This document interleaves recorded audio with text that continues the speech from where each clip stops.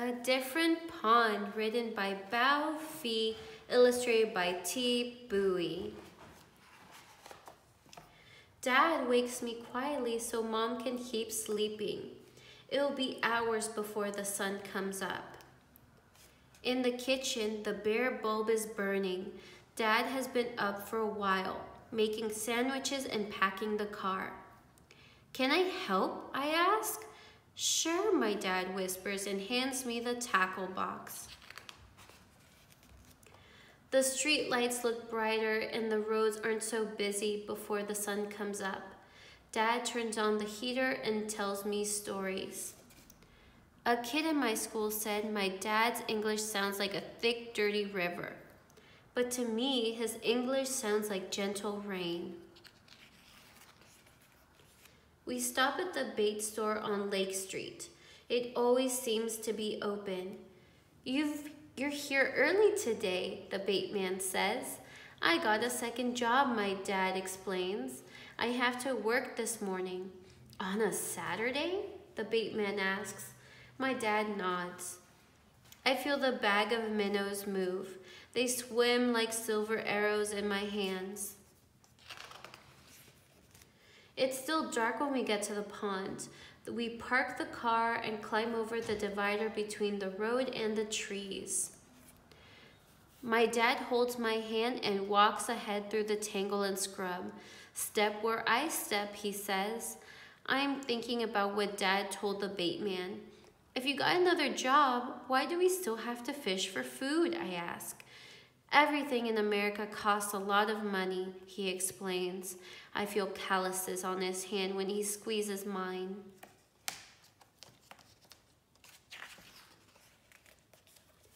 Sometimes a Hmong man is at the pond. He speaks English like my dad and likes to tell funny jokes. Sometimes there's a black man there too. He shows me his colorful lure collection.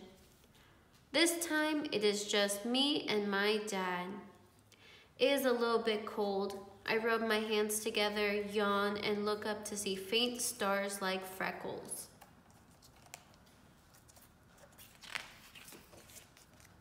As Dad sets up in a clearing, I gather small thin twigs for a fire. They need to be dry and clean.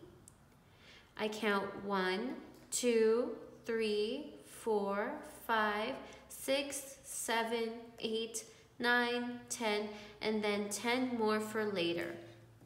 I put some rocks in a circle and set up the twigs. "Like a volcano," Dad reminds me. I set one end of each twig down, the other up, leaning them in so they rest against each other and hold each other up. I get it to light with just one match. Dad nods. "You want to put a minnow on the hook?" Dad asks. I want to help, but I shake my head no. I don't want to hurt that little fish, even if I know it's about to be eaten by a bigger one. My dad smiles. He isn't upset with me. Dad hands me a sandwich, cold bologna between 2 pieces of bread. "Careful of the spicy stuff," he says. There's half a peppercorn like a moon split in 2, studded into the meat. I used to fish by a pond like this one when I was a little boy in Vietnam, Dad says, biting into his sandwich. "With your brother?" I ask. He nods, then looks away. Dad tells me about the war, but only sometimes. He and his brother fought side by side. One day his brother didn't come home. The bobber dips in the dark and Dad pulls. "Got one," he says, almost shouting. "A crappie and soon another. Can I help?" I ask. He nods and I use 2 hands to help guide the fish into the bucket. The fish feels slimy and rough at the same time. Dad laughs at the funny face I make. Dad smiles, his teeth broken and white in the dark, because we have a few fish and he knows we will eat tonight. Time to go home. Dad must get ready for work. He washes his hands with a small nub of green and white soap. Then I do the same. I look at the trees as we walk back to the car. I wonder what the trees look like at that other pond in that country my dad comes from. By the time we get home, the sunlight coming through the windows is just a faint tint, blue and gray instead of gold. At home, Mom looks tired, but she smiles at the fish in the big white bucket. My dad changes his clothes and gets ready to go to work. He pats me on the back and says to Mom, "Our boy did a good job with the fire today." "You learned so quickly," Mom says. Then she asks me to help with the fish before she has to go to work too. I'm sad that she and Dad must leave, but not too sad. I know that later on they will both come home.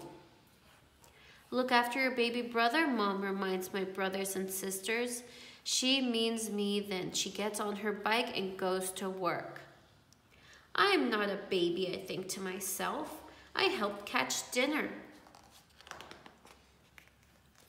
Tonight, when we are all home, Dad will put rice in the cooker and Mom will fry the fish on both sides until they are crispy. I will bring out the jar of fish sauce that has flecks of chili pepper and carrots floating on top. At the table, my brothers and sisters will tell funny stories.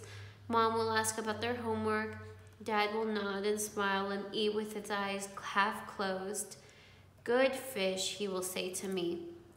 And I will smile and nod, and later when we sleep, we will dream of fish in faraway ponds.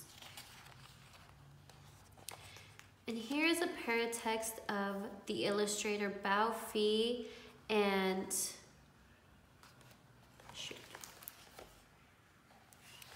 here from the author Bao Fei and the illustrator T. Bowie.